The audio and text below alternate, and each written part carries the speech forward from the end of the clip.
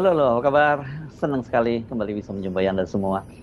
Pengadilan Tata Usaha Negara Jakarta membuat keputusan yang mengejutkan sekaligus kontroversial ini karena mereka mengabulkan gugatan promotor dan kopromotor disertasi Ketua Umum Partai Golkar Bahlil Lahadalia, Chandra Wijaya dan Ator Subroto. Ini beda-beda putusannya ya. Kalau Ator Subroto itu dipulihkan semua keputusannya, jadi gugatannya semua dimenangkan. Sementara kalau Chandra Wijaya itu hanya sebagian saja. Jadi dia nggak dikembalikan statusnya sebagai dosen dan status-status lainnya di Universitas Indonesia.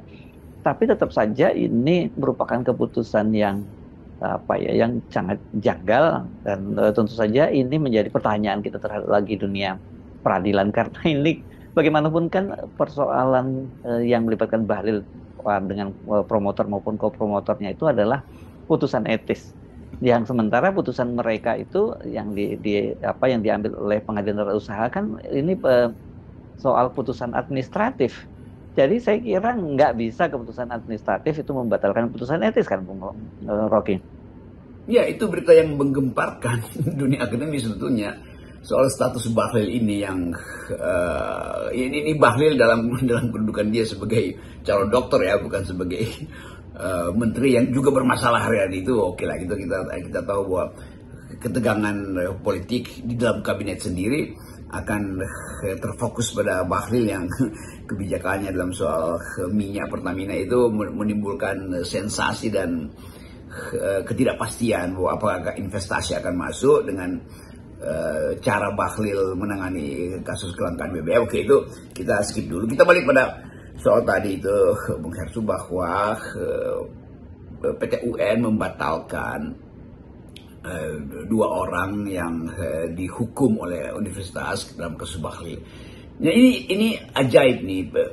Kita tahu bahwa Bahlil itu dibatalkan dan tesisnya itu dianggap sebagai bermasalah secara akademis, bermasalah secara etis. Karena itu dua orang tadi pembimbing atau penguji Pak Bahlil itu diberi sanksi oleh universitas. Tapi sanksi itu kemudian dibatalkan, artinya tidak ada pelanggaran etis dong. Kan itu konyolnya. Bagaimana mungkin keputusan guru besar, keputusan komunitas akademis yang menganggap bahwa status Bahlil itu tidak layak dilanjutkan karena pelanggaran etis. Ini pelanggaran etis akademis loh. Artinya atau plagiasi, atau berbohong, atau menyogok, itu urusan isu realnya. Tetapi ketika satu universitas menyatakan itu pelanggaran etis, maka harusnya tidak perlu lagi itu dibawa ke meja pengadilan atau PT UN yang hanya menguji administrasi keputusan dari rektor.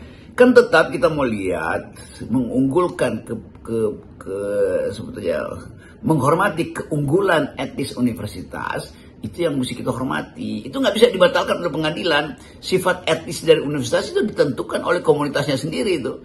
Kan ini satu paguyuban yang mengolah dan merawat sifat etis dari penelitian, disertasi, pengajaran, apapun itu di universitas. Itu bagaimana mungkin itu dibatalkan oleh pengadilan yang hanya membaca atau meneliti administrasi dari proses teguran itu atau proses sanksi etis itu.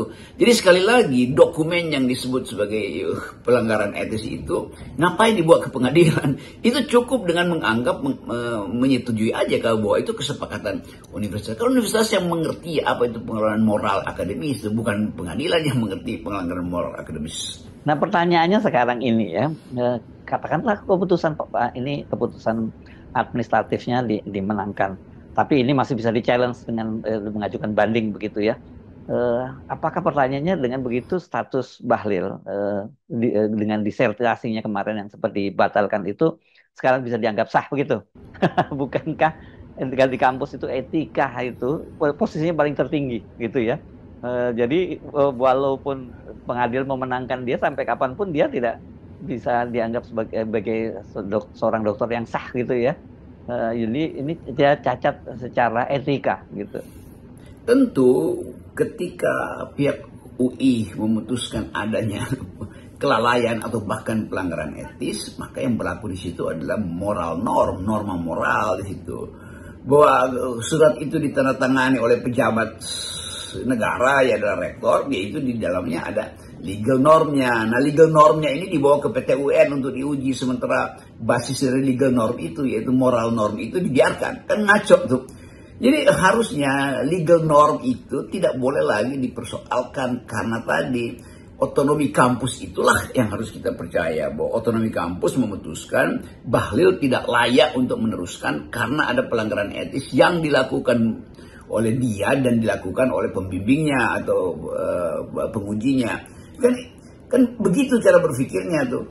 Jadi ketika kampus sebagai produsen moral itu sudah menentukan sikapnya, maka mesti PT UN bilang aja, ya kami tahu bahwa itu ada aspek pelanggaran atau maladministrasi atau apalah dari surat keputusan itu. Tetapi bukan itu intinya. Intinya adalah di balik keputusan itu kita harus percaya keunggulan moral dari Universitas Indonesia. Kan itu intinya tuh. Jadi berpikir tentang moral itu tidak bisa dibatalkan oleh kedudukan legal dari sebuah surat yang ditarik kembali karena keputusan PT UN memenangkan gugatan administratif dari dua sivitas akademia UI, kan itu soalnya. Demikian juga saudara Bahlil itu Bahlil senang karena dengan sendirinya dia tidak dianggap sebagai melanggar etis, kan impactnya begitu. Terus spill over dari proses ini menjadikan Bahlil pulih dia bahwa dia tidak melakukan plagiasi lah, atau melakukan manipulasi, atau melakukan apa aja yang pernah dituduhkan pada dia di publik. Jadi sekali lagi konyol kalau PT UN itu membatalkan keputusan rektorat yang di backup sebetulnya oleh tekanan guru-guru besar bahwa Bahlil itu tidak layak menjadi bagian dari sivitas akademika, atau tidak layak untuk bahkan untuk memperpanjang masa studinya atau apapun.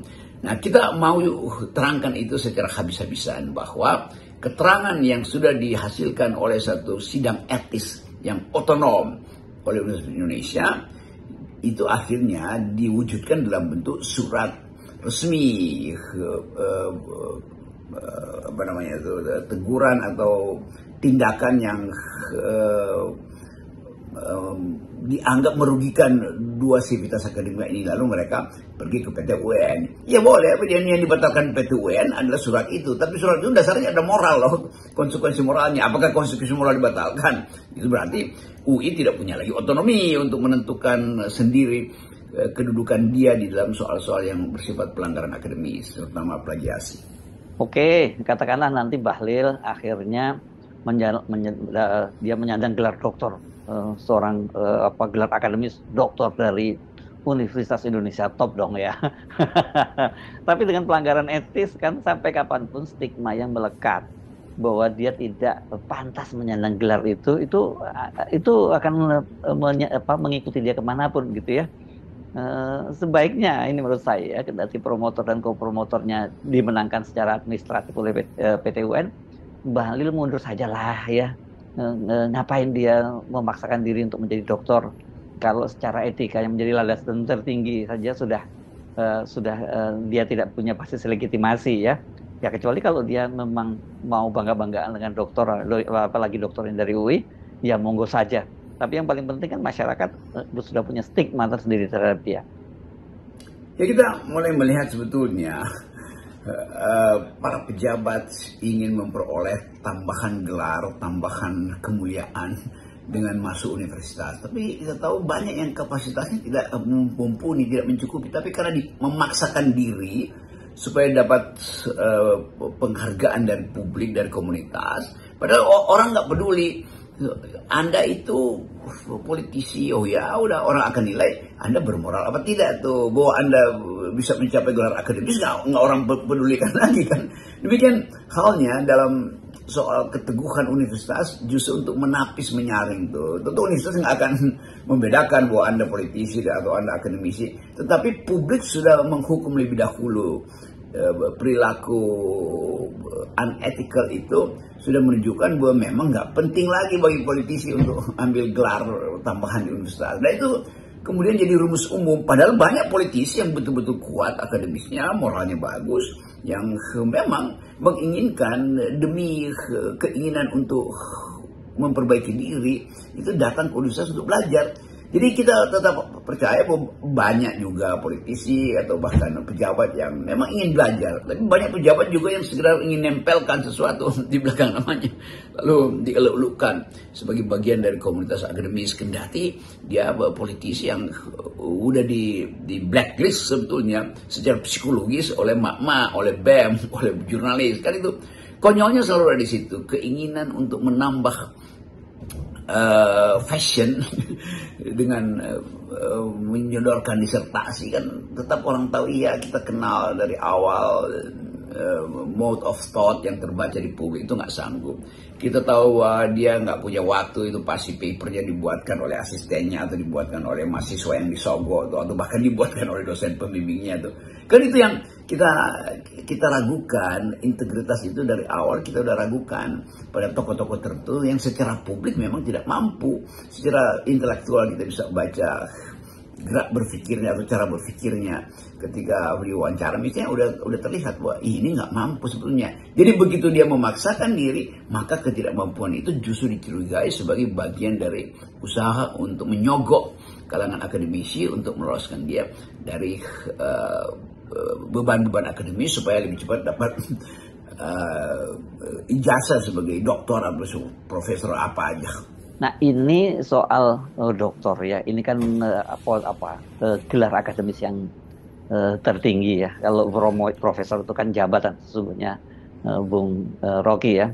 Dan waktu Dewan Guru Besar itu menghukum Bahlil, promotor dan kopromotornya itu kan diantaranya disebutkan adalah soal yang paling pertama itu adalah ketidakjujuran dalam pengambilan data, di mana data penelitian disertasi diperoleh tanpa izin dari narasumber dan penggunaannya tidak transparan. Ini kan hal yang paling mendasar ya, selain masalah-masalah lain seperti privilege, karena dia mendapatkan kelonggaran waktu kuliah yang sangat singkat. Kemudian juga ada konflik kepentingan karena promotor dan promotornya itu terutama ya, ini terkait dengan jabatan publik dari Bahlil sebagai seorang menteri di kabinet pemerintah gitu ya. Jadi memang kalau kata anak-anak sekarang ini membagongkan keputusan PT UN ini, Bung Rocky. Ya, tradisi akademis itu pada tingkat tertinggi seorang yang ingin jadi doktor, dia mesti dari awal sudah punya tesis dalil yang belum pernah disebutkan di dalam publikasi sebelumnya. Jadi novelty itu, novum itu, atau barang baru sebagai temuan akademis itu yang menunjukkan kualitas dari sebuah disertasi kan. Jadi disertasi yang sekedar mengulang-ulang fakta-fakta deskriptif tanpa mampu membatalkan dalil disertasi sebelumnya itu bukan disertasi. Demikian juga disertasi yang tidak mampu menemukan jenis kausalitas baru untuk menerangkan hubungan antar variabel itu juga bukan disertasi kan. Jadi kita mau lihat bagaimana disertasi itu menjadi unggul ketika metodologinya kuat, metode di dalam metodologinya juga kuat. Itu beda antara teorem dan teori itu. Jadi kita mau supaya universitas itu lebih unggul di dalam menerangkan cara berpikir teoritis ketimbang belajar teori.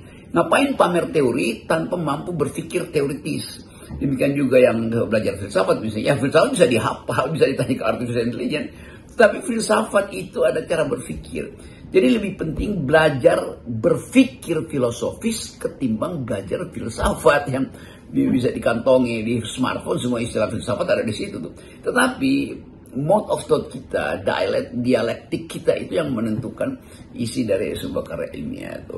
Kendati dia ringkas, pendek, tapi dengan tajam bisa menghasilkan kegemparan akademis baru karena dia membatalkan tesis sebelumnya atau dia menemukan satu kontroversi baru dijadikan sebagai pusat analisis akademis di kemudian hari kan. Itu yang kita sebut sebagai karya akademis. Jadi karya akademis itu dasarnya adalah keinginan untuk membatalkan dalil sebelumnya atau kegigihan untuk menemukan dalil baru, hanya itu.